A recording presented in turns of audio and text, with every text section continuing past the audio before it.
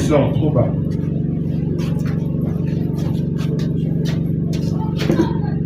Amen, amen. Amen. C'est plutôt la même chose. Amen, amen. Maintenant, c'est bon. On va lire nos textes.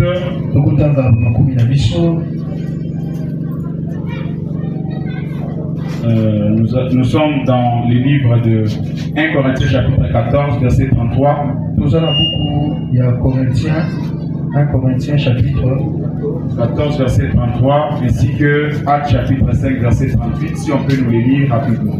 1 Corinthiens chapitre 14, verset 33, nous lisons. Amen. Voilà. Car Dieu n'est pas un Dieu de désordre, mais de paix, comme dans toutes les églises du Saint. Amen, amen. Et puis Actes chapitre 5, verset 38. Actes chapitre 5, verset 38, nous lisons au nom de Jésus. Amen. Et maintenant, je vous l'ai dit, ne vous occupez plus de ces hommes, et laissez-les aller. Si cette entreprise ou cette œuvre vient des hommes, elle se détruira. Amen, amen. On peut répondre à nos places. En acclamant bien entendu.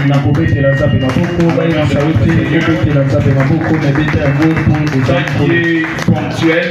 Que Dieu te bénisse. Parce que nous courons derrière le temps. Et que nous avons des matières importantes à se dire. Alors nous commençons d'abord par dire ceci. Hier, il y avait une question qui était restée en suspens. Même si on avait à donner des explications bibliques.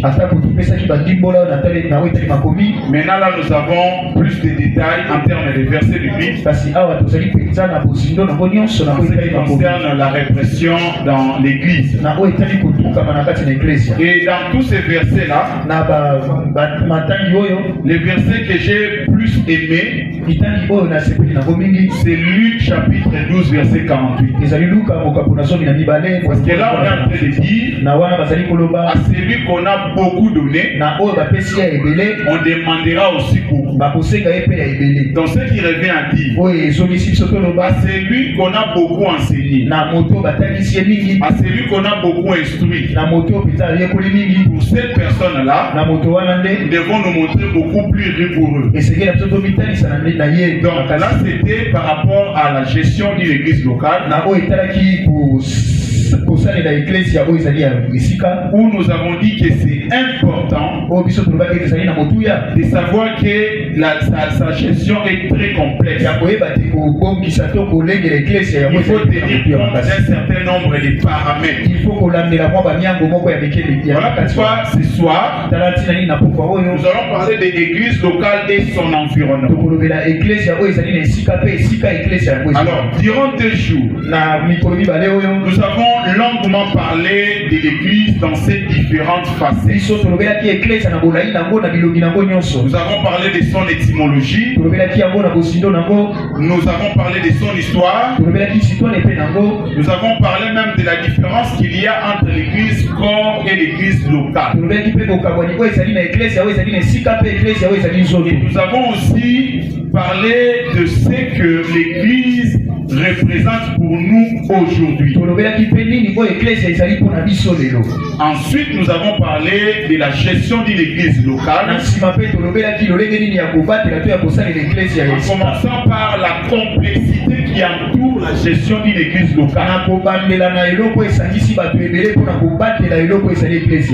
quand il faut gérer un dossier, il faut tenir compte d'un certain nombre de paramètres. Et on avait donné beaucoup plus de détails. Nous avons parler aussi de quelle manière on doit comprendre la gestion d'une église. En établissant la différence qu'il y a entre la gestion d'une église, l'administration dans une église, mais également le management dans une église. On avait dit que dans la gestion, là on tient compte de la rationalité dans l'exploitation, dans l'utilisation des ressources qui sont à notre disposition. Et par la rationalité, on avait dit que, en ce qui concerne les finances par exemple, il faut utiliser l'argent quand c'est nécessaire. Il faut bien gérer les matériels. Il faut bien utiliser les personnels. Et on avait dit que pour que nous parlions d'une bonne église locale, soit vous me donnez un micro avec fil, parce qu'apparemment ça me complique. Amen, amen. Amen. On avait parlé de 4 éléments qui attestent que l'église locale est bien organisée. On a parlé de la prévision, prévoir quand il faut organiser quelque chose, une activité. On a parlé aussi de l'organisation, c'est-à-dire c'est répartir les tâches dans l'église, savoir qui est qui fait quoi. Il faut aussi une coordination comme troisième élément. C'est-à-dire qu'il ne faut pas seulement se limiter à distribuer les responsabilités, mais il faut coordonner. Comme Moïse était en train de coordonner la construction du tabernacle. Donc, pour chaque personne qui exerce une responsabilité dans un département quelconque, il a la responsabilité de coordonner. Et la coordination de toutes les coordinations est assurée par les pasteurs, accompagnés par le ministre qui sont à ses côtés. Et on avait dit que en ce qui concerne l'administration, c'est respecter la procédure. Pour que certaines choses se fassent dans l'église, il faut qu'il ait respect de procédure. Alors au regard de certaines références bibliques, avec les différents cas pratiques que nous avons eu à explorer, nous avons compris que la gestion d'une église ne se fait pas de façon standardisée. Parfois il faut se conformer par rapport aux réalités auxquelles l'église est en train de faire face. Entre autres le nombre de fidèles, entre autres aussi le niveau de maturité de l'église. Donc c'est autour de ces différents paramètres là qu'il faut tenir compte dans la gestion. Voilà pourquoi même dans la gestion d'une église locale, on avait dit que c'est important de catégoriser aussi les personnes qu'il y a dans l'église. Parce que le traitement des différentes personnes qui composent l'église locale ne sont pas gérés de la même manière. On a vu comment est-ce que Paul est en train d'instruire à Timothée, en lui disant qu'il ne faut pas qu'il puisse qu'il puisse de manière rude réprimander un vieillard. Donc ça signifie que quand il s'agit d'un vieillard, il y aura une façon de les gérer, une façon aussi de gérer des jeunes, des mamans, mais également des veuves. Donc on s'est rendu compte que gérer une église locale, ça ne se fait pas de façon uniforme, de façon standardisée. Alors aujourd'hui nous allons mettre plus d'accent sur l'église par rapport à son environnement. Alors l'enseignement de ce soir va tabler sur 3 points principaux. Premièrement, nous allons d'abord essayer d'étudier avec des références bibliques à l'appui la différence qu'il y a entre les contextes des apôtres et notre contexte d'aujourd'hui en ce qui concerne la marche de l'église. Il y a même une question qui nous a été posée hier sur cela. Et ensuite, en deuxième lieu, nous allons parler de l'environnement externe de l'église. C'est-à-dire là où l'église est en train de vivre. Son environnement extérieur. Comment l'église va se comporter par rapport à la nature de son environnement extérieur.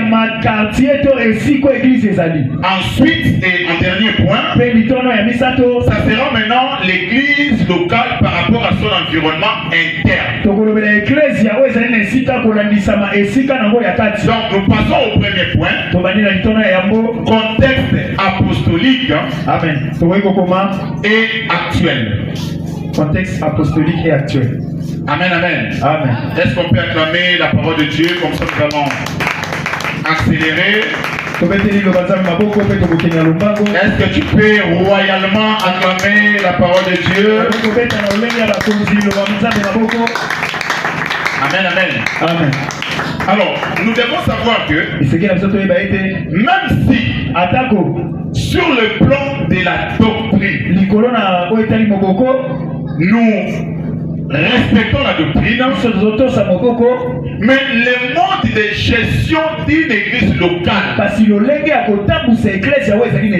est aussi lié à sa nature, à la manière dont l'église se présente. Donc voilà pourquoi les contextes auxquels l'église est en train d'évoluer est fondamental, parce que les contextes dans lesquels les apôtres ont évolué est différent avec notre contexte. Mais nous devons être sûrs d'une chose, que l'église en tant qu'une œuvre de Jésus-Christ a été premièrement confiée aux apôtres. Et de ce fait, il est indéniable, il est même irréfutable que les vrais modèles du fonctionnement d'une église locale, c'est que ça doit être caricaturé par rapport au modèle des apôtres. Amen, amen. Amen. Mais il y a lieu quand même de fournir un certain nombre d'éléments, des éclaircissements, pour éviter des confusions. Pourquoi? Parce que même si les apôtres sont une référence pour nous, du point de vue de la manière dont ils ont géré l'église, aujourd'hui, il y a certaines choses que les apôtres ont fait, que nous n'allons pas faire. Amen, amen. Amen. Il y a aussi des choses que nous allons faire aujourd'hui, mais que les apôtres n'ont pas eu à le faire. Mais dans tous ces deux cas-là, nous n'allons pas enfreindre les Écritures. Nous n'allons pas empiéter sur la parole de Dieu. Nous allons nous rendre compte que nous serons toujours respectueux de la parole de Dieu. Alors nous allons donner quelques illustrations bibliques avec des explications par l'appui du Saint-Esprit. Alors nous sommes dans 1 Corinthiens chapitre 7. Amen. À partir du 20e au 24e verset. Il serait bien d'effacer tous ces versets et de commencer maintenant à écrire des versets de ce côté. Amen, amen. Amen. 1 Corinthiens chapitre 7, verset 20 à 24. Alors, quand on essaie de faire l'économie de ces versets, quand on essaie de voir l'histoire de cette référence biblique, on constate que l'apôtre Paul est en train de parler sur les esclaves qui s'étaient convertis. Parce que pendant que l'apôtre Paul prêchait chez les Corinthiens, il y avait le système de l'esclavage où une personne riche pouvait avoir son esclave. Alors que l'évangile de Jésus-Christ, c'était un évangile de libération, un message d'émancipation, un message de délivrance. Alors Paul ici est en train de parler des esclaves. Il ne parle pas des esclaves spirituels. Il est en train de parler des esclaves physiques. Alors il leur dit ceci: si toi qui es esclave, qui a été évangélisé par l'évangile de Christ, et ton maître te libère, profite de la libération. Mais s'il ne te libère pas, garde l'état où tu es. Parce que si vous lisez les quelques versets avant, il parle même des circoncis et des incirconcis. Pour dire que ceux qui sont incirconcis peuvent rester comme ça. Ceux qui veulent aussi se circoncis, ils peuvent le faire. Donc ici, il leur disait que si ton maître ne te libère pas, reste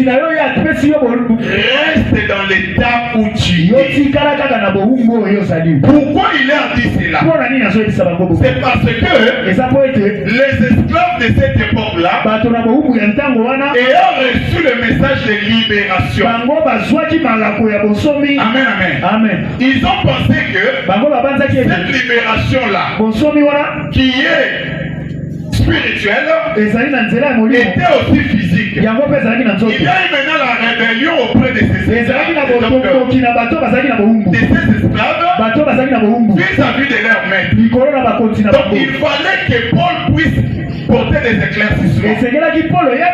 Voilà pourquoi il leur dit que vous êtes des affranchis du Christ. Pour leur dire que vous êtes affranchis de Jésus-Christ, mais vous n'êtes pas affranchis de votre maître.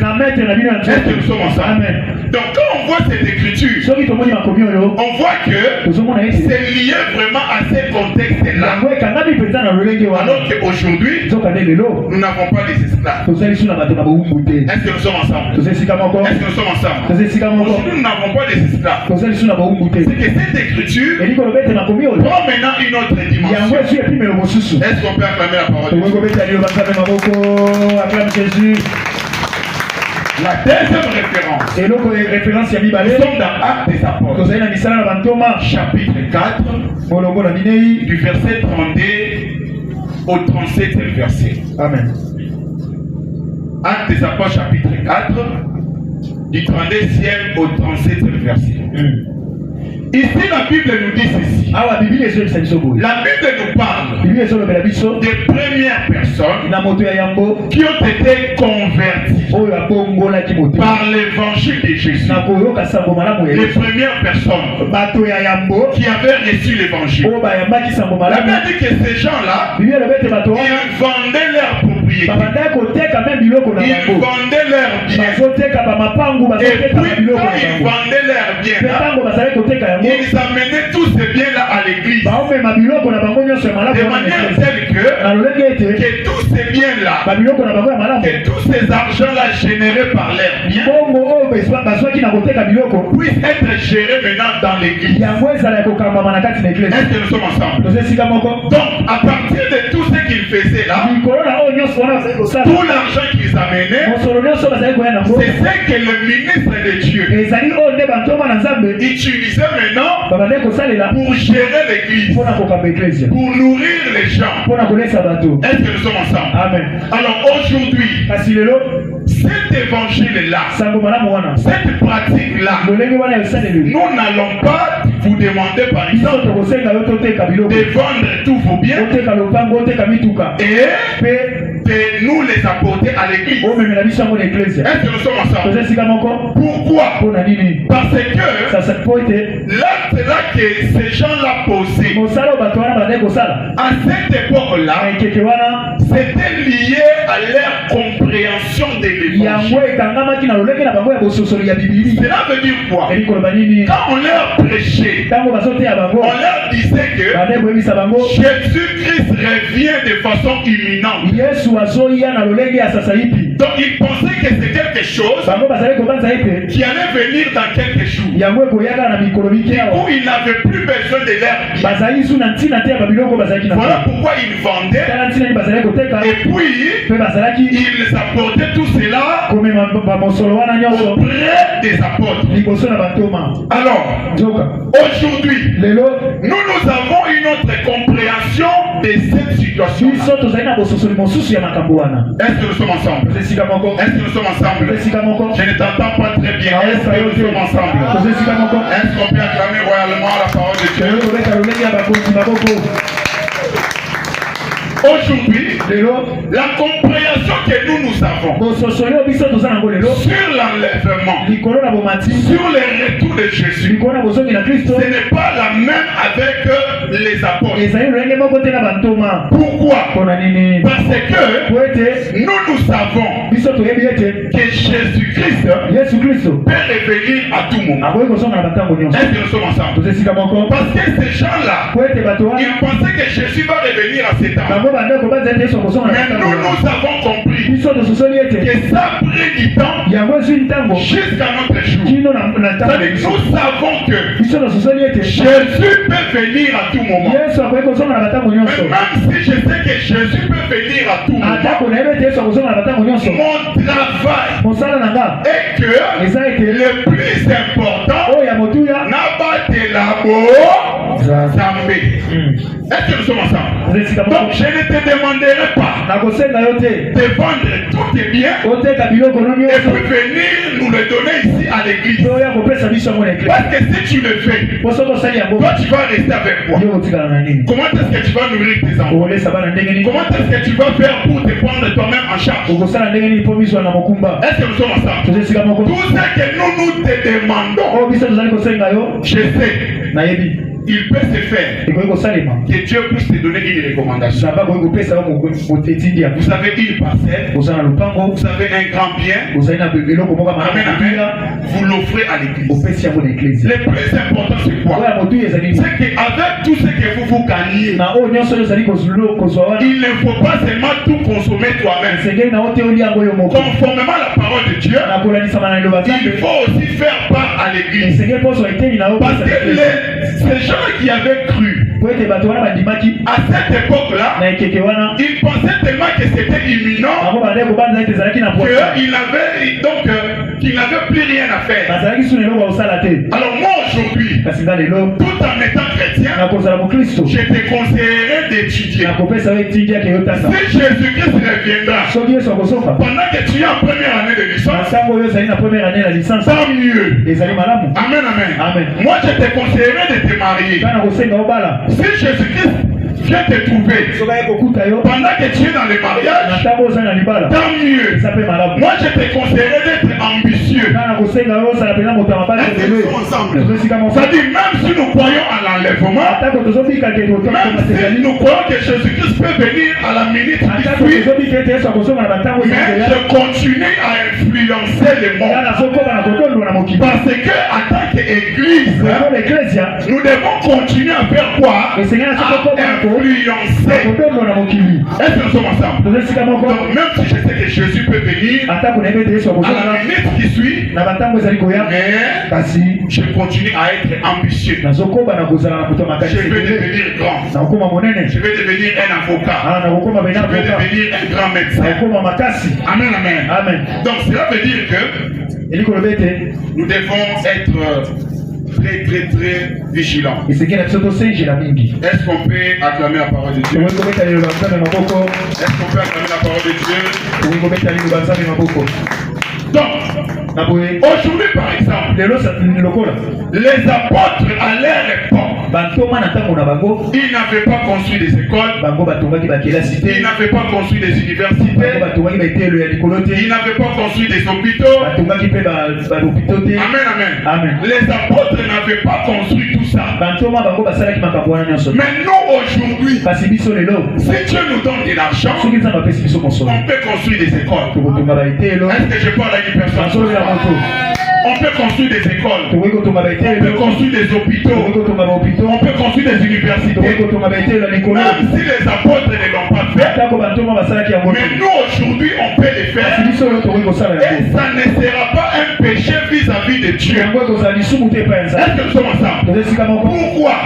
Parce que l'hôpital, même sur le plan physique, hôpital, école, université, même sur le plan physique, même sur le plan spirituel, ce sont des endroits très stratégiques. Il y a certains hôpitaux qui sont contrôlés par les occultistes. Mais si nous avons un hôpital des enfants de Dieu, parce que la maladie ce n'est pas seulement diabolique. Amen. Vous verrez qu'il y a certains hôpitaux. Vous allez là-bas, avant les traitements, on commence d'abord par la prière. Amen. Donc ils savent consciemment que c'est Dieu qui guérit. Et eux ne font qu'accompagner. Est-ce qu'on peut acclamer ce Dieu? Quand nous lisons aussi Romains chapitre 13, verset 11, ici l'apôtre Paul est entré. L'apôtre Paul dit que maintenant notre salut est proche par rapport au temps où nous avons cru. Qu'est-ce que cela signifie? L'apôtre Paul est en train de comparer. Il dit par rapport au temps où nous avons cru, le salut maintenant est proche. Qu'est-ce que cela signifie? L'apôtre Paul est en train de comparer les jours où il avait rencontré le Seigneur sur le chemin de Damas et les jours où il est en train de tenir ses paroles. Par exemple, moi j'ai été baptisé en 2002. Donc je me dis que depuis le jour où j'avais cru en 2002 jusqu'en juillet 2025, maintenant je dis que notre salut est proche. Alors, quand l'apôtre Paul est en train de dire que notre salut est proche, frère Shadrach, cela veut dire que le retour de Jésus est proche. Le salut qui est proche là. Le salut qui est proche là, c'est le retour de Jésus. Donc, Ici, il ressort clairement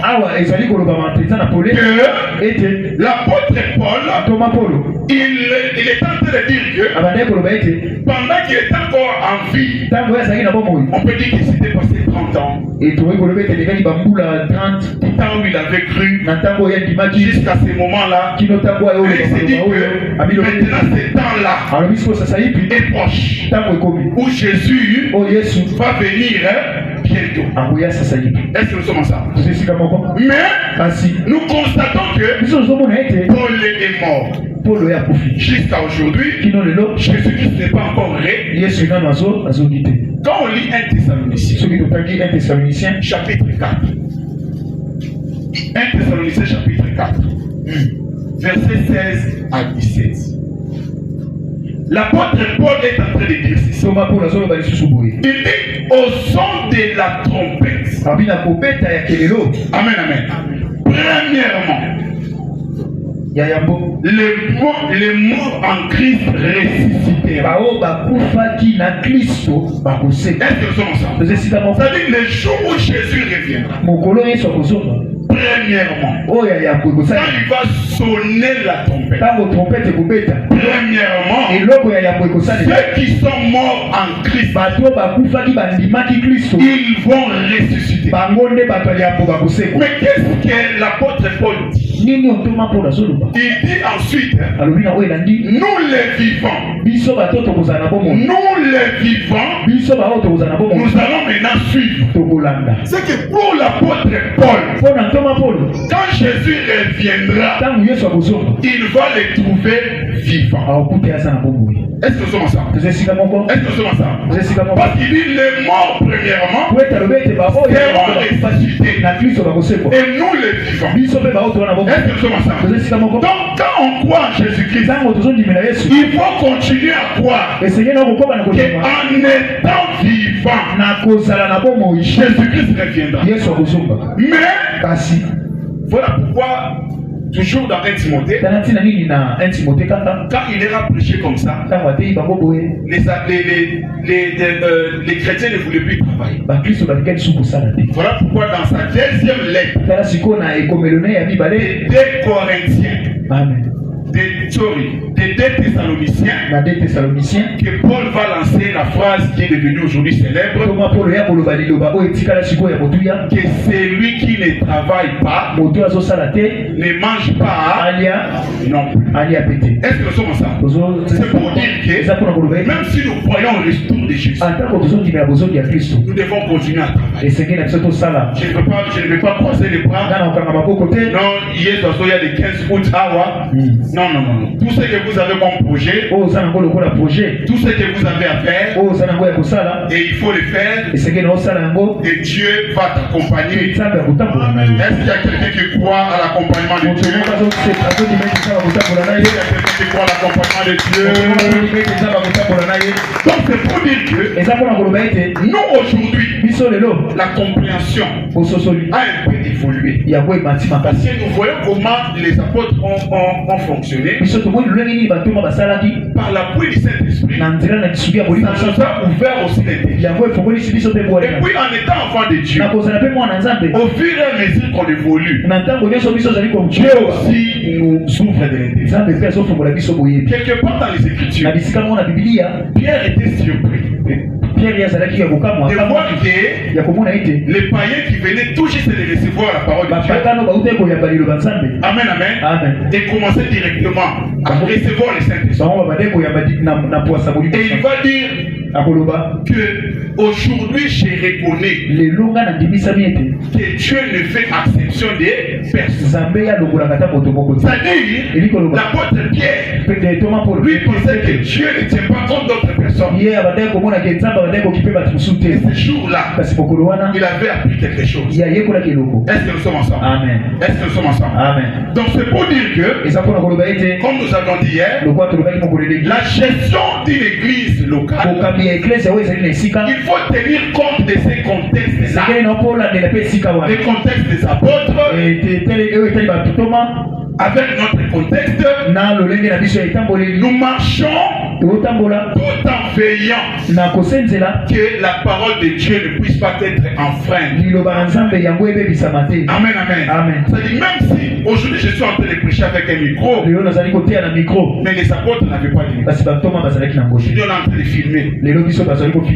Si Jésus vivait aujourd'hui, même s'il allait refuser d'avoir un compte Facebook, mais les gens allaient commencer à le filmer et mettre ses prédications sur TikTok. Est-ce que nous sommes ensemble? Donc, c'est pour dire que aujourd'hui, dans l'église locale, Dieu a confié la responsabilité aux hommes. Ce n'est pas Dieu qui gère. Ce sont des hommes qui gèrent, mais au moyen du Saint-Esprit. Est-ce que nous sommes ensemble? Donc cela signifie que même si nous sommes dans une église spirituelle, il y a beaucoup de choses qui demandent à ce que nous puissions être clairvoyants, et que nous puissions faire preuve d'un courage, qu'ils puissions faire d'une bonne gestion, qu'ils puissions faire preuve d'un bon management, et Dieu va nous aider à ce que nous puissions évoluer. Donc il y a des choses que nous pouvons faire, et il y a des choses que le Saint-Esprit peut aussi faire. Le Saint-Esprit ne viendra pas nous compter le nombre de fidèles. Que nous sachions si nous sommes combien. Nous devons avoir une personne qui compte nommément les gens qui arrivent chaque jour. Nous devons avoir une personne qui connaît le nombre de nos chaises. On ne doit pas donner cette charge-là au Saint-Esprit. On ne doit pas dire que c'est le Saint-Esprit qui va nous installer les groupes électrogènes. Amen, amen. Donc nous avons à faire, et nous aussi, et Dieu aussi a des choses à faire. Voilà pourquoi nous devons prendre des dispositions. Donc en se basant non seulement sur notre intelligence, mais également la sagesse, la clairvoyance que Dieu nous a donnée. Je ne parle pas de l'intelligence de la manière humaine, mais je parle de l'intelligence comme souffle que Dieu nous donne, afin que nous puissions savoir comment gérer. Voilà pourquoi quand nous lisons Actes des Apôtres chapitre 6, versets 1 à 4, comme nous avons beaucoup de choses à dire, on n'aura pas le temps de commencer à lire. Donc quand on donne un verset, amen, amen. Alors là-bas, vous vérifiez ce que nous sommes en train.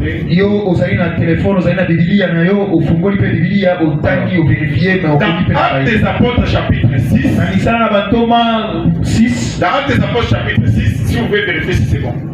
Dans Actes des Apôtres chapitre 6, on est en train de nous montrer que 6 combien? Chapitre 6 de 1 à 4.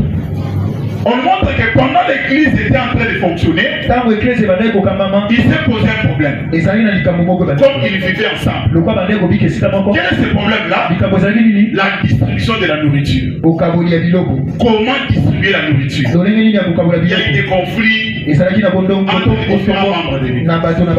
Alors on va convoquer maintenant une assemblée. Et dans cette assemblée-là, les ministres vont dire ceci. Ce n'était pas le Saint-Esprit qui leur avait dit de faire ça. C'est l'intelligence qu'il y a en eux que Dieu leur a donné, qui les a poussés à choisir une voie qui s'est avérée un succès. Qui s'est avéré un succès dans la gestion de l'église. Il leur a dit que choisissez des hommes capables. Amen, amen. Des personnes que vous trouvez qui sont dignes. Donc le choix s'est fait même sur base d'un certain nombre de critères. Sur base des témoignages. Je sais que si je donne au frère Moïse cette responsabilité, il le fera très bien. Il va bien distribuer. Amen, amen. Donc, pourquoi les serviteurs avaient fait ça? Il a dit cela, ils ont proposé comme cela. Pourquoi? Pour que, c'est d'ailleurs à partir de là qu'on va parler de l'établissement des diacres. Est-ce que nous sommes ensemble? Amen. Maintenant, pour qu'elles puissent se charger de la distribution des livres, comme ça les ministres vont se consacrer à leur charge. C'est-à-dire la charge de la prédication de la parole et la charge de la prière. Donc dans l'église, à un certain moment, il faut qu'il ait la répartition des tâches. La répartition des responsabilités. C'est-à-dire quand on constate qu'il y a un problème dans l'église, vous êtes en train de coordonner les protocoles. Coordonner les jeunes, coordonner les mamans. Quand vous constatez qu'il y a un problème, des fois il ne faut pas attendre que les autres viennent te dire les disciples ont compris qu'il y a un problème sur la distribution. Ils se sont réunis, ils ont levé des options. Parce que vous êtes en train de faire, si vous êtes dans les Seigneur, depuis que vos intentions sont bonnes, Dieu sera derrière. Il va accompagner les stratégies que tu veux prendre. Il va accompagner les initiatives que tu vas prendre. Dieu peut t'inspirer. Amen. Dire que non, la personne à qui j'avais confié telle responsabilité, il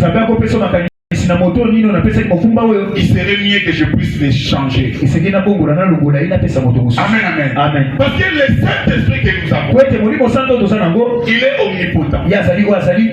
Il est omnipotent. À ton angouya. Il est omniscient. Il est aussi omniprésent. Amen. Amen, amen. Donc malgré ces trois choses-là, le Saint-Esprit lui-même, il sait quand est-ce qu'il doit souffler quelque chose. Il sait aussi quand est-ce qu'il doit garder son calme. Quand il garde son calme, il sait que mon serviteur a l'intelligence qu'il faut pour mener cette affaire. Amen, amen. Est-ce qu'on peut acclamer la parole de Dieu?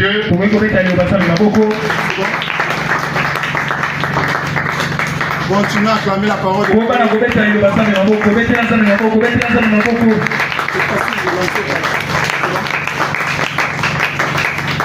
Amen, amen. Amen. Donc le Saint-Esprit, s'il trouve que ici je dois parler, il va parler. Est-ce que nous sommes ensemble? Amen. Parce que Dieu ne va pas nous laisser comme ça, marchant sans fin. Il y a des choses qui peuvent demander à ce que nous puissions prendre des initiatives. Et il y a des choses que Dieu aussi va, n'est-ce pas, nous orienter. C'est-à-dire pour prendre. Voilà pourquoi c'est important de demander l'aide du Saint-Esprit de manière telle que quand nous gérons les responsabilités dans l'église, dans les différents départements où nous évoluons, d'être méticuleux, c'est-à-dire suivre les choses en détail. Amen, amen. Amen. Voir les climats qui prévaut dans les différents compartiments que vous gérez. Vous verrez comment prendre des bonnes initiatives. Parce que de la même manière que Dieu avait créé l'homme, Dieu veut aussi que l'homme puisse être un créateur. Amen, amen. Amen. Et le jardin aujourd'hui, que Dieu a établi l'homme, pour qu'il puisse être créatif, c'est dans l'église. Est-ce que nous sommes ensemble? Amen. Vous verrez que la plupart des choses que Adam était en train de faire, Dieu aussi l'a accepté. Amen, amen. Amen. C'est pour dire qu'il était guidé, il était conduit par les saints. Alors nous avons vu que l'église se présente comme une entreprise. Comme Gamaliel l'avait dit. Et si cette entreprise est des hommes, ça n'ira pas loin. Donc même si ça doit, donc son mode de gestion, même si ça peut se ressembler à celle des hommes, mais la vision c'est assuré par Dieu. Mais c'est Dieu-là a pris les soins de placer les gestionnaires. Les gestionnaires là, ce sont les ministres. Ce sont aussi les différentes personnes qui travaillent dans les différents compartiments de l'église, qui contribuent dans la gestion de l'église. Ils les gèrent conformément au Saint-Esprit, conformément à la parole de Dieu, mais également aux aptitudes que Dieu leur a données. Voilà pourquoi je suis chapitre 1er. Verset 8. La Bible dit que ces livres de la loi ne s'éloignent point de ta bouche. Amen. Amen, amen. Amen. Et ici, les livres de la loi dont il est question, c'est bien entendu la parole de Dieu. Donc la parole de Dieu, ça reste notre outil quotidien pour gérer l'église, pour gérer la façon de marcher. Voilà pourquoi la Bible dit que nous devons méditer la parole de Dieu jour et nuit. Les jours, c'est la loi. Amen, amen. La nuit, c'est la dispensation de la grâce. Amen, amen. C'est que notre manuel de gestion, c'est la parole de Dieu. Ce sont les prophètes, ce sont aussi les apôtres, et puis Jésus-Christ comme la pierre. Est-ce que nous sommes ensemble? Est-ce qu'on peut acclamer la parole de Dieu?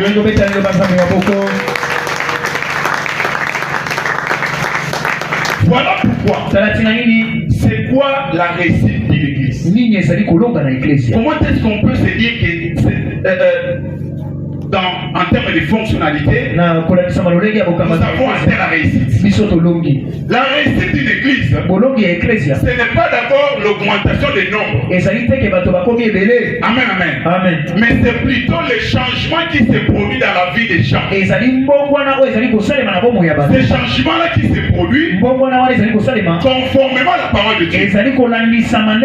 Parce que si le succès dans une église, c'était le nombre de personnes, qu'est-ce qu'on allait dire de l'église catholique? Qu'est-ce qu'on allait dire des musulmans? Qu'est-ce qu'on allait dire de toutes ces églises-là? Donc nous connaissons qu'il y a beaucoup de gens, mais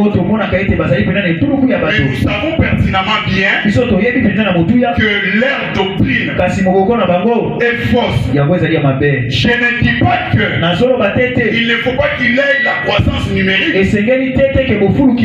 que dans les Écritures, on voit que la Bible dit au jour le jour, le nombre s'augmentait. Ce n'est pas seulement ça les seuls critères. Il n'y a pas seulement les critères de la croissance, il y a entre autres aussi les changements qui se produisent dans la vie des hommes. Donc voilà ce que nous pouvons comprendre en ce qui concerne les contextes. Malheureusement, maman Virginie est venue trop en retard. Amen. Alors que nous avons eu à répondre royalement à ces questions avec beaucoup plus de détails. Est-ce qu'on peut acclamer la parole de Dieu? Nous poussons au deuxième point, environnement externe. Amen. Alors nous avons dit que les fonctionnements, c'est bon? C'est bon? Le fonctionnement d'une église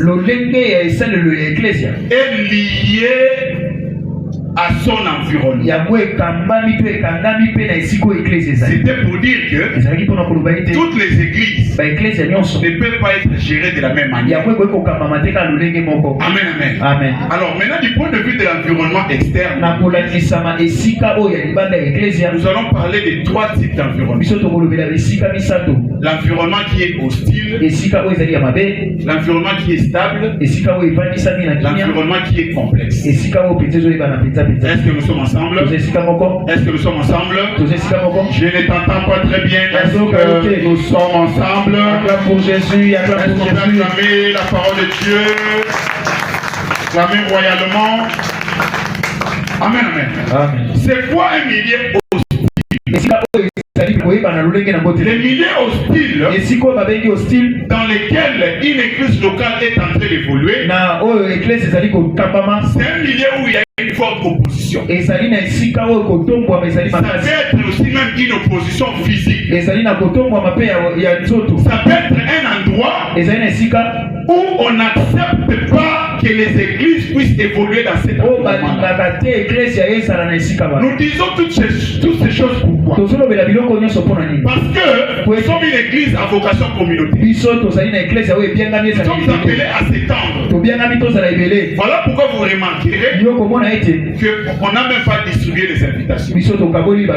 Parce qu'on voulait que ces enseignements puissent d'abord nous profiter nous-mêmes, que nous soyons suffisamment outillés. Nous savons maintenant comment affronter notre environnement, notre milieu. Donc il y a de ces endroits où on n'accepte pas que l'on puisse voir une église évangélique évoluer. Qu'on prêche Jésus. Même chez les musulmans, dans certains pays des musulmans, on trouve ces genres d'histoires. Même en Israël, les églises évangéliques sont aussi menacées. Dans certains coins, quand on voit des églises évangéliques, des chrétiens évangéliques, ils sont aussi dérangés par ce qu'on appelle des ultra-conservateurs. Ceux qui sont dans le judaïsme. Donc dans certains coins en Israël, les chrétiens évangéliques sont aussi marginalisés. Même les catholiques. Amen, amen. Donc, c'est un milieu où l'Église est en train de faire face à une opposition. Alors, ce genre de choses, l'Église locale aussi l'a connu. L'Église primitive, l'Église des apôtres, ont connu aussi ce genre de problème. Et maintenant, qu'est-ce qui se passe quand on est dans un milieu hostile? Dans un milieu hostile, l'Église est appelée à évoluer, mais elle va évoluer en clandestinité.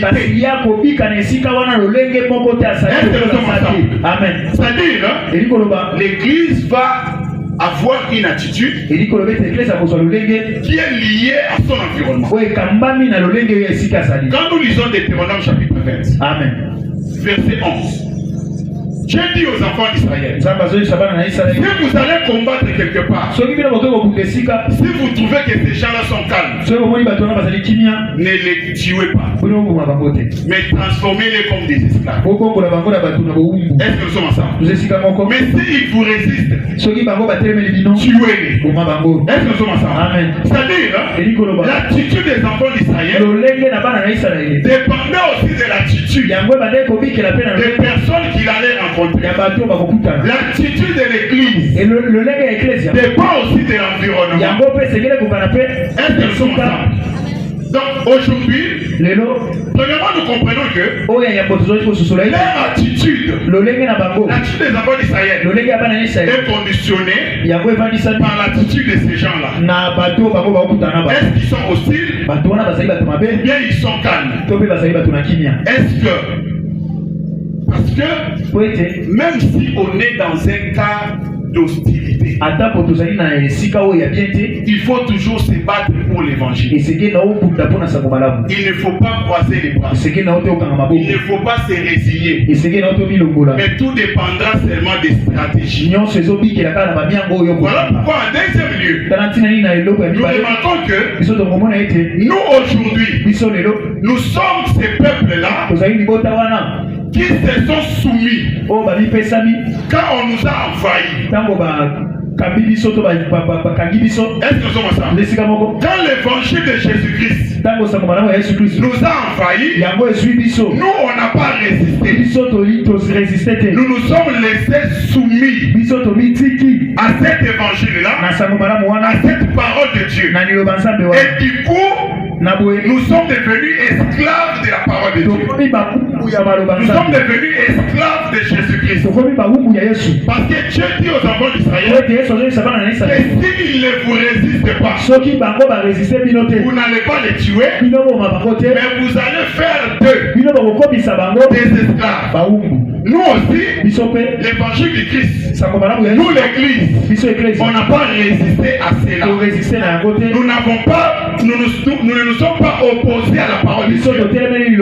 Nous avons montré une attitude pacifiste. Et Dieu a fait de nous des esclaves. Des esclaves. Pourquoi? Parce que nous nous sommes rendus compte qu'on ne peut pas s'opposer à Dieu. On ne peut pas s'opposer à son évangile. Parce que si vous vous opposez à l'évangile de Dieu, votre sanction c'est la mort.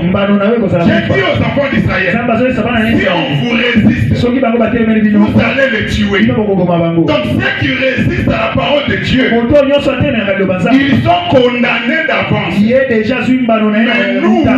Mais nous n'avons pas voulu résister à cette parole. Nous avons cru et Dieu a fait de nous des esclaves. Est-ce qu'il y a un esclave de Jésus ce soir?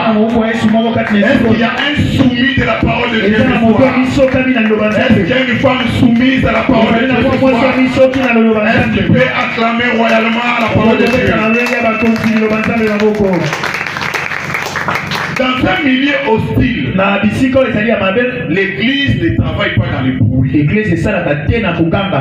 travaille de manière telle que si c'est un culte, on va se réunir de manière telle que les autres personnes n'écoutent pas que nous sommes en train de nous réunir. Amen, amen. Quand nous lisons Actes des Apôtres, chapitre 12, du 1er au 7e verset. Qu'est-ce que nous voyons là-bas? On nous montre que l'église à cette époque était maltraitée. C'était à l'époque d'Hérode. On nous montre comment est-ce que Jacques a été tué. On nous montre même, bien avant Acte 12, on nous montre aussi comment est-ce que Étienne a été aussi tué. C'était un temps d'hostilité. Et par la suite, même Pierre a été arrêté. Amen, amen. Parce qu'à cette époque-là, ceux qui maltraitaient l'église avaient un appui politique. Voilà pourquoi moi je l'ai dit. Notre frère aujourd'hui, il est en train d'être malmené par la justice. Ça peut paraître bête. Mais entre autres, c'est parce qu'il avait touché aussi à l'église. Amen, amen. Parce que l'église, on ne la touche pas n'importe comment. Mais nous remarquons que, qu'est-ce que nous remarquons? C'est un milieu d'hostilité. Les apôtres avaient Dieu de leur côté. Mais malgré ils avaient Dieu de leur côté, ils étaient toujours maltraités. Jacques a été tué. Dieu était là. Mais il a laissé qu'Étienne puisse être tué. Dieu était là. Mais Pierre a été arrêtés. Est-ce que nous sommes ensemble? Parce que nous sommes dans un milieu parce que nous sommes dans un milieu hostile. Et directement, les apôtres ont changé la stratégie. Ils sont allés se réunir dans la maison de Marie. Est-ce que nous sommes ensemble? C'est-à-dire que l'observation est que quand ils ont arrêté Pierre, ils sont allés se réunir dans la maison de Marie. C'était dans la clandestine. Mais dans le verset, dans le chapitre 2, quand Pierre était sorti, il a prêché avec courage. Et là, il n'y avait pas de problème. Parce qu'à ce moment-là, c'était la tranquillité. Mais à un moment donné, le climat a changé. Amen, amen. Comme le climat a changé, la stratégie de fonctionnement de l'église a aussi changé. Amen, amen. Parce que le climat politique était devenu défavorable. C'est que le climat politique, l'environnement détermine aussi comment est-ce qu'on peut faire. Comment est-ce qu'on peut fonctionner. Qu'est-ce qu'il faut faire? Ces gens ici sont allés prier dans la maison de Marie. Et quand Pierre les a rejoints, ils ont voulu crier. Paul a dit, soyez calme. Pourquoi? Parce que Pierre, c'est un évadé de la prison. Est-ce que nous sommes ensemble? Amen. Deuxièmement, ils étaient pourchassés. Est-ce que nous sommes ensemble? Amen. Donc ils se réunissaient. Mais ils se réunissaient de manière clandestine. Alors, amen. Comme ils se réunissaient comme ça, c'était leur culte. Est-ce que nous sommes ensemble? Amen. Quand on est culte na bango ya Bwana. Na ndako ya nani? Ya Marie. Kuna ezalaki te ranger ba mama, ranger ba jeune, ranger ba papa. Est-ce que nous sommes ensemble? Amen. Kuna ezalaki ba on se bavandi nini na assez. Vous savez la différence qu'il y a aujourd'hui. Amen, amen. Amen. Et à cette époque-là, cher ezalaki net de gana sa bouela salini, na zo théâtre. Est-ce que nous sommes ensemble? Amen. Donc nous n'allons pas dire que comme les apôtres se réunissaient comme ça, nous aussi qu'on se réunisse. Non. C'est-à-dire même si une œuvre commence, si l'église commence, comme chez Papa dit là-bas, on peut se réunir comme ça. Oui, puis on s'appelle la juste pour être. Amen.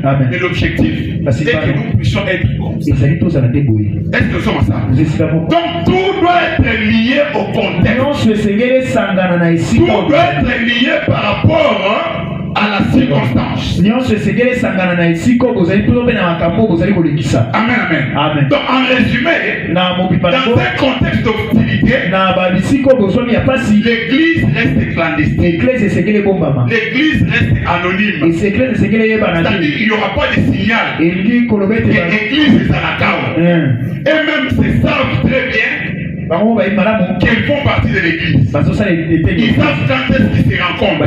Ce qui veut dire, dans un milieu hostile, il n'y a pas de campagne d'évangélisation. Parce qu'on viendra donc vous attaquer. On viendra vous malmener. Dans un milieu hostile, l'évangélisation c'est fait de bouche à l'oreille. De bouche à l'oreille. Est-ce qu'on peut acclamer la parole de Dieu? Alors aujourd'hui, est-ce que l'église n'est pas dans un milieu hostile? Amen. Parce que l'hostilité peut prendre aussi plusieurs formes. Ça peut être dans un milieu où il y a beaucoup de poulouna. Est-ce que nous sommes ensemble? Dans un milieu où il y a beaucoup de poulouna, nous n'allons pas finir le culte à 21h. Amen. Amen. Donc vous avez une église dans une commune comme la commune de Makala. Vous avez une église dans la commune de Makala. Dans un coin qui est beaucoup plus chaud en termes de banditisme. Il faut prendre des dispositions. Il ne faut pas dire que le Saint-Esprit est là. Donc vous remettez à l'Ichette. On nous montre comment est-ce que les apôtres ont été tués. Ils avaient Dieu. C'est que dans un milieu hostile, il faut prendre des dispositions. Même du point de vue spirituel. Aujourd'hui, nous sommes aussi dans un milieu hostile. Parce que la Bible dit que nous sommes, Matthieu chapitre 10, verset 16. La Bible dit que nous sommes des brebis au milieu des loups. Est-ce que nous sommes ça? Ça dit tout dépend du milieu. Si nous sommes dans un milieu calme, notre attitude sera aussi calme. Même à ta bafle, tu vas bafle makasi. Vous êtes à ma campagne par exemple. Parce qu'il faut éviter d'être aussi un obstacle pour les gens qui sont dans votre entourage. Pour éviter que vous allez couper dans bateau, parce que nous sommes dans une cité résidentielle. Même quand on se réunit, son habitude vous avez volume non. Amen. Parce que si nous suscitons une opposition avec nos voisins, moyen dans l'église, donc nous devons être aussi compréhensifs. Tenir compte de l'environnement et voir quelles sont les initiatives pour que la marche de l'église de Dieu puisse se faire. Est-ce qu'on peut acclamer la parole de Dieu? C'est-à-dire que vous allez au Congo central par exemple, il faut tenir compte de l'environnement. Yoke na Congo central, ok papa Singombi, yezo c'est quoi? Kimbango sala nini? Akufa okozonga wa lokolo ndamba. Est-ce que nous sommes ensemble? Amen. Est-ce que nous sommes ensemble? Amen. C'est-à-dire qu'il faut savoir comment s'adapter. Parce que même Paul, je crois que les serviteurs, on en avait parlé, il est allé dans une ville. Il a dit que j'ai vu que vous avez écrit une inscription que vous croyez à un Dieu inconnu. Le Dieu inconnu dont vous croyez là. C'est Jésus-Christ également aussi. Je viens vous prêcher. Donc moi aussi je pourrais même dire que Kimbangu a servi Jésus. Amen. Juste un message de stratégie pour que l'évangile de Jésus-Christ ne puisse pas passer. Je ne peux pas commencer à injurer Kimbangu là-bas. Kimbangu n'est rien. Akufa c'est boité. Jésus des champions. Je veux dire que Kimbangu aussi a prêché Jésus. Question de s'accommoder avec Est-ce qu'on peut acclamer la parole de Dieu? Deuxième environnement. En ce qui concerne l'environnement externe, il y a l'environnement stable. Alors, nous avons vu que dans Acte 12, il y avait du désordre. Mais dans Acte chapitre 9, verset 31, Amen. La Bible dit que l'église était en paix. L'église était dans le calme. Acte chapitre 9, 31. Amen. L'église était dans les calmes. Mais là c'est dans verset 31. Amen. Du chapitre 9. Mais quand vous commencez chapitre 9 au début, à partir du premier verset, Amen. Vous verrez qu'il y avait du désordre. Mais vers le verset 31, la Bible dit qu'il y a eu du calme. C'est qu'à un moment donné, l'Église peut connaître des moments d'hostilité et un autre moment où l'Église évolue dans un climat de calme. Alors quand l'Église est dans un climat de calme, ce qu'il faut faire, c'est de continuer à d'avancer avec l'œuvre de Dieu. C'est de maximiser avec ce calme. C'est-à-dire tel que nous sommes ici dans le calme, dans la tranquillité. Nous devons en profiter. Faire agrandir l'église, mais pas. Que chacun de nous puisse s'investir. Que chacun de nous puisse se donner pour que l'œuvre de Dieu puisse faire quoi avant. Donc dans un milieu stable, on fait progresser l'œuvre de Dieu. On accélère avec des prédications. On accélère avec des messages. De manière telle que nous puissions profiter de gagner les âmes. La Bible dit racheter le temps quand les jours sont mauvais. Troisième environnement externe, c'est l'environnement complexe. Alors, l'environnement complexe, c'est quoi? C'est un environnement où il y a une sorte d'alternance, une sorte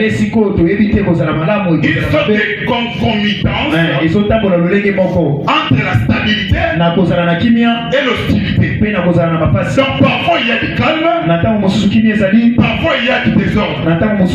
C'est aussi ce que les apôtres aussi vivent. À un moment donné ils sont calmes, à un moment donné c'est du désordre.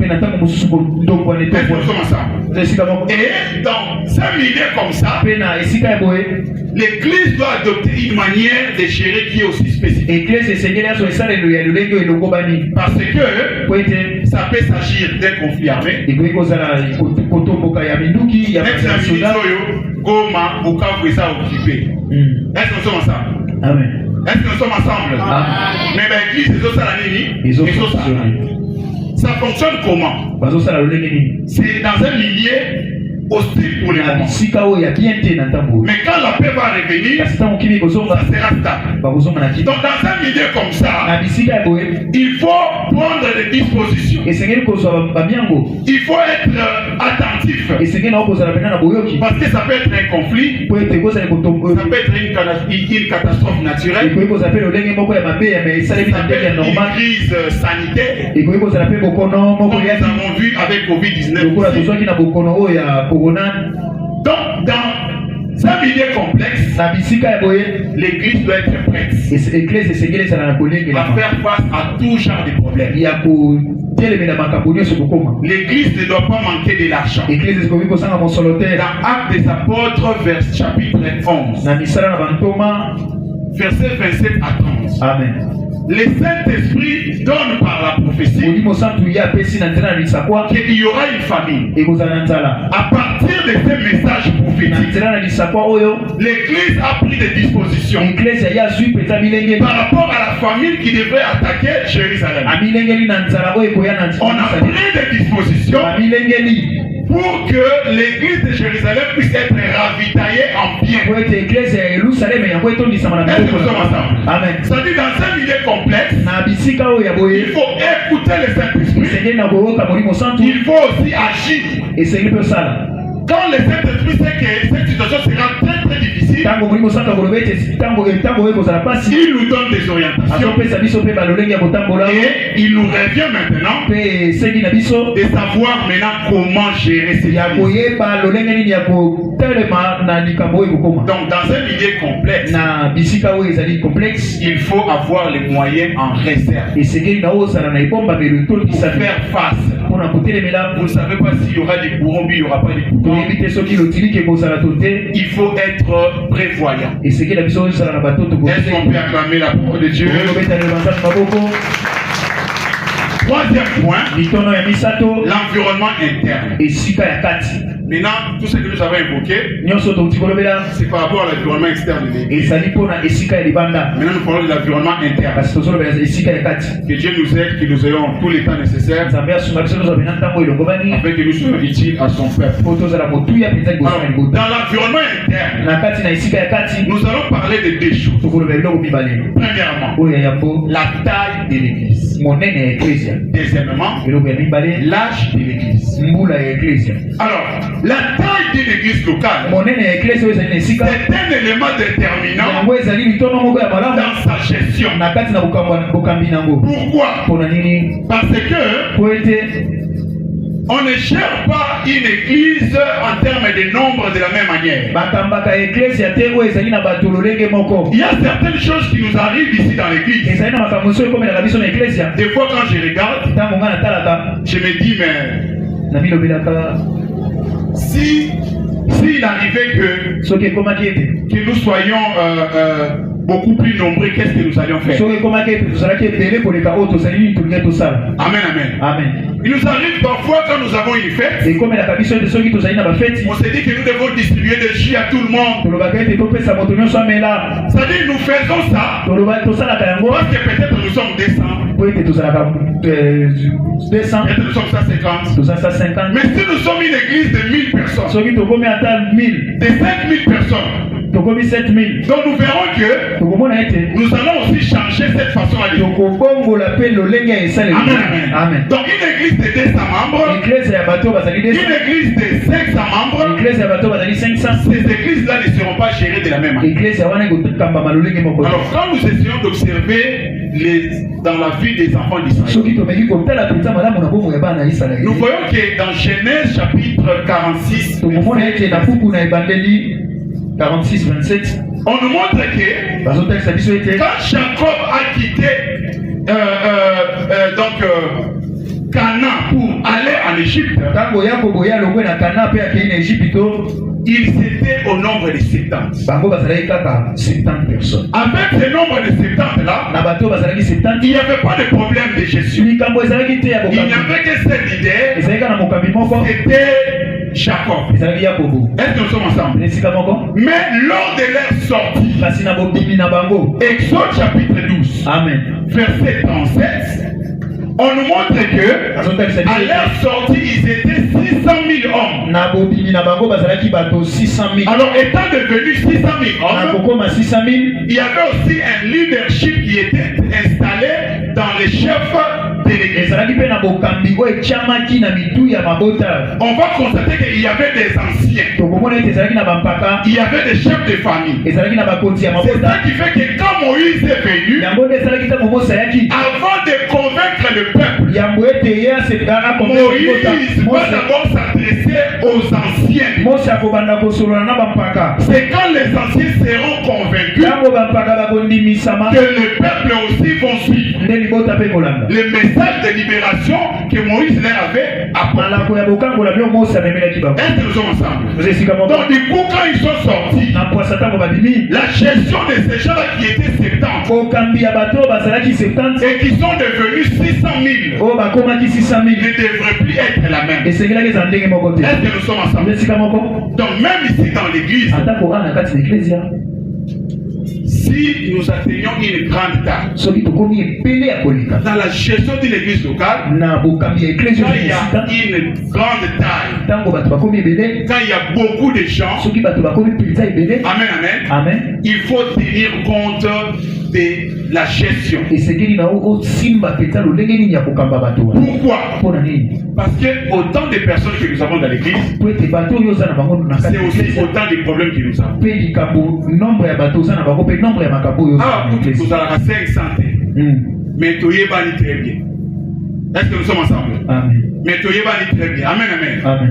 Donc, nous gérer les gens, gérer leur état d'esprit. Donc, c'est un grand travail. Et cette gestion-là, si nous devenons nombreux, ça va aussi se complexifier. Parce que j'avais dit que la gestion, c'est aussi les hommes, c'est aussi les matériels, c'est aussi l'argent. Si nous devenons 5000, certainement il y aura beaucoup d'argent à gérer, il y aura beaucoup de matériel à gérer. Amen, amen. Donc déjà, il faut maintenant adopter une approche. Quand il y a augmentation de nombre, qu'est-ce qu'il faut faire? Ce qu'il faut faire, il faut répartir les tâches entre les différents membres. Amen, amen. Amen. Donc, cette répartition-là doit tenir compte de la taille de l'église. Quand l'église est de petite taille, ce serait une erreur de créer beaucoup de postes. Il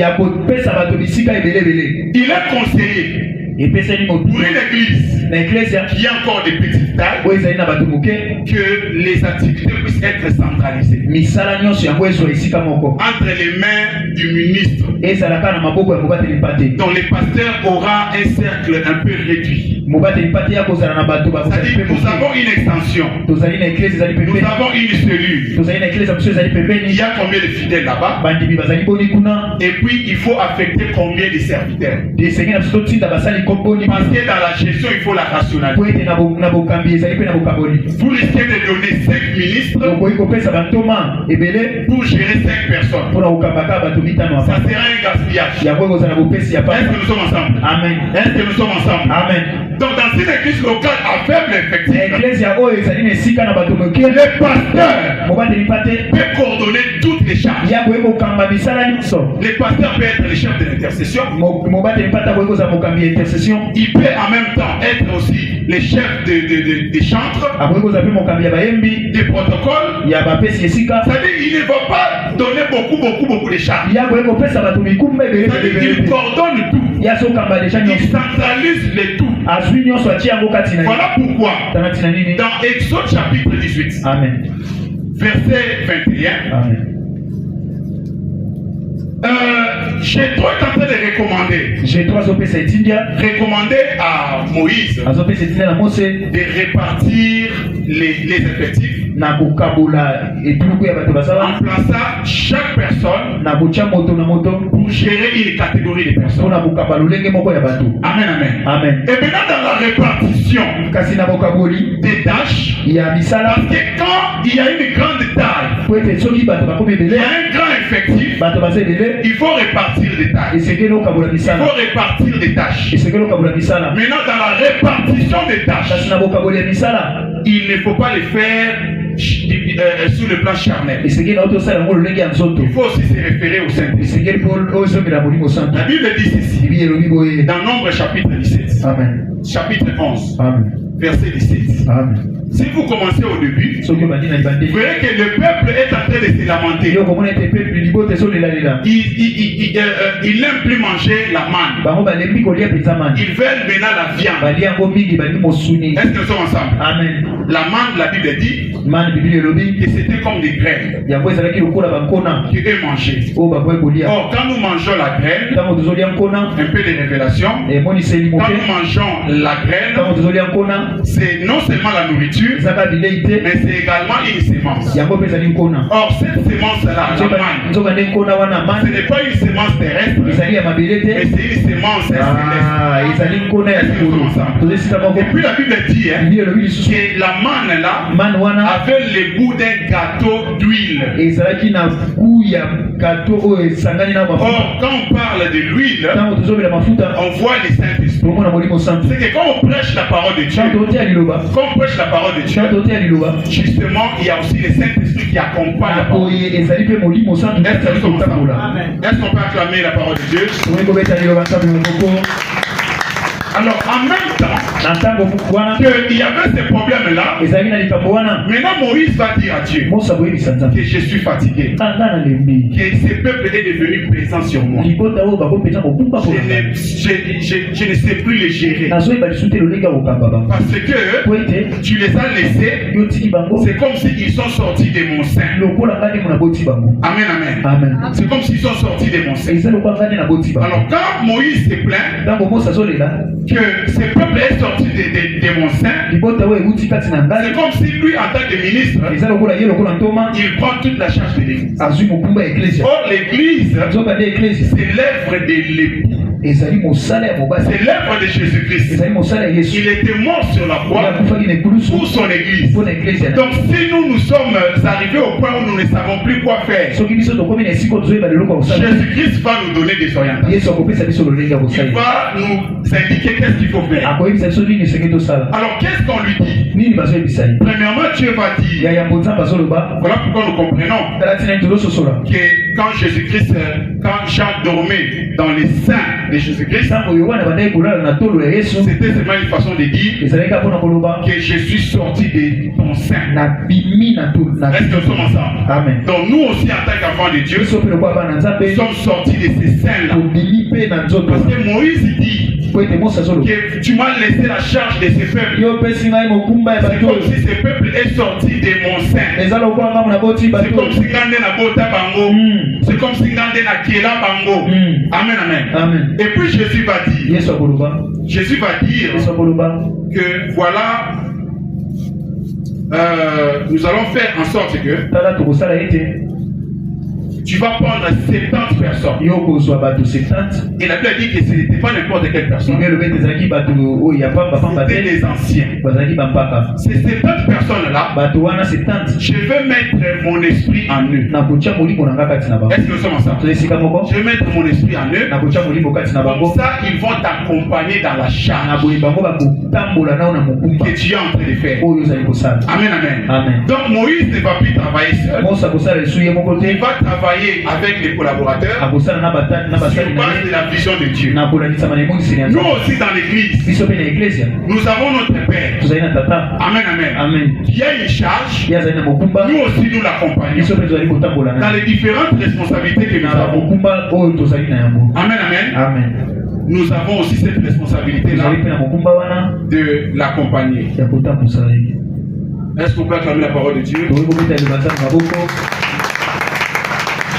Alors je crois pour aujourd'hui nous allons devoir nous arrêter là. Et l'autre partie nous allons continuer avec ça prochainement.